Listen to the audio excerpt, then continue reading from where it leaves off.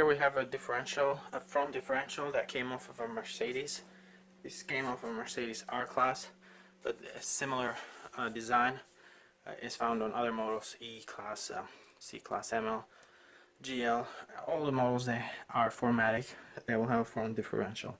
So here we had that noise, that whining noise that intensified as you accelerate, and it was coming off of this differential after some more investigation. So we took this apart and we're going to go over some of the problems that are common problems with this differential and what it takes to replace it and rebuild it. Now, if you take this your car to the dealership, most likely they're just going to put or remanufacture a differential, and shops also. Most of them do not repair these, but they are easy to repair. And now the first problem with these differentials doesn't have to really do with the noise, but it creates this thump when you accelerate and you take your foot off the brake. We have these bushings, one here, one here, one here, and these bushings can tear up like that. This right here at the end. So this is a new bushing, and it's a cracked one. If you're gonna take apart your differential to change the bearings on it, you should also replace these bushings. You have 3 of them, and you can order them online or from the dealer. They're pretty inexpensive, and you should do that because you cannot replace these bushings with the differential in the car. And the hardest part of this whole job is actually taking the differential out. Replacing these bushings and the bearings is not that difficult. So here, what you'll do is you have bolts all around here that you need to remove. Once you do, you can pull this out, and then you can remove this. And there's your differential.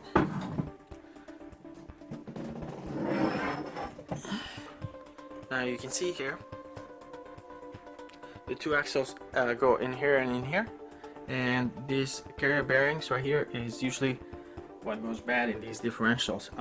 So to replace these is pretty easy. Once you do open it up, this is what you actually get. You can lift this up and use a bearing puller to remove these bearings, and then press the new ones in place. And that's something that you or your mechanic. Bearings right here in this pinion, and there's a bearing on the back in here, and these do go bad, but not as frequently as these carrier bearings based on our research. But the problem with this is that to remove it, you would need a heat source. You will have to remove that nut, and then when you put it together, you have to preload that bearing properly, and that's more tricky, and that's something more challenging that you might or might not be able to do it at home. But a shop that rebuilds transmission, differentials, all that stuff, they shouldn't have a problem changing the bearings on that as well. But in most cases, you're gonna have just to replace these 2 bearings that you see right here. And these bearings, we believe you can't order them from the dealer, but you can find them online, so it's not that hard. And even if you are taking off an old differential and putting a used one in, it's probably worth it to open this up and change at least those 2 bearings, and hopefully that's in good shape and it doesn't have any play, because it doesn't wear as frequently as I said earlier. Now the next thing that you might want to consider is right here you have a rolling bearing inside there, and this is where the passenger side axle goes in. You have the CV joint right here, and then you have the other CV joint by the car. But right here, you might want to pop this seal out and then replace that as well. With these seals, it's recommended you replace them because they can leak. They just pop out. You can pop them out, and I'm pressing your one in. The same goes for the seals right here. You don't have one on that side, but you do, because you don't have it because it's all the way at the end here, like that. But you do have one on this end, and it just you can just order this and replace it fairly easy.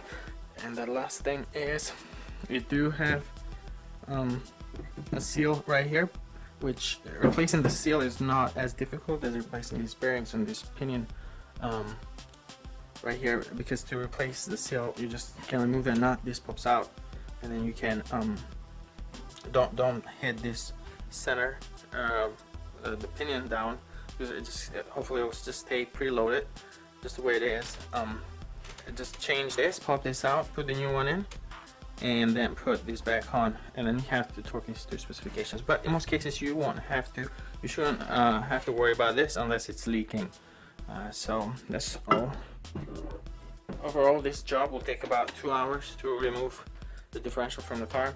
What you can do is on the passenger side, you have to completely disconnect the CV axle. So there's a couple ways you can do it, but you have to disconnect upper lower control arm, tie rod, sway bar, and then gotta be careful with those brake lines and the wire sensors so you don't stretch them.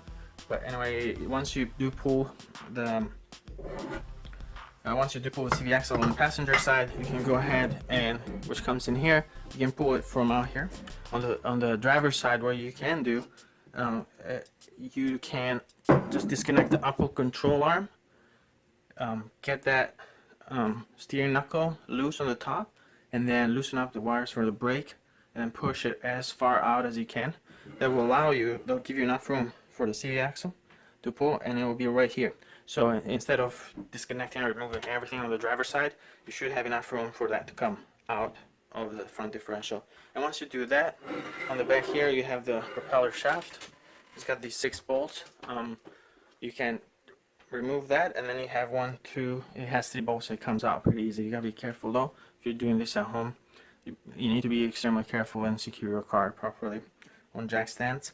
When you connect this propeller shaft, if I remember correctly, it needs to be torqued to about 40 Newton meters or so, and then also give it a 90-degree turn or a quarter turn, and then you do have to put a gasket maker on this so you don't have any leaks, and this as well. And it'll take you about 1.5 hours, 2 hours to rebuild it, and then it'll take you another couple hours to put it back on. So about 5-6 hours to remove, rebuild, and reinstall this front differential. So if you were replacing all the bearings, that cost around, in various sizes, that costs around $300, $300 to $350 or so. You can replace all of them and then have, or your mechanic can replace them, and then install this front differential. So all in all, you can do this job for about $900 to $1,000, including parts and labor.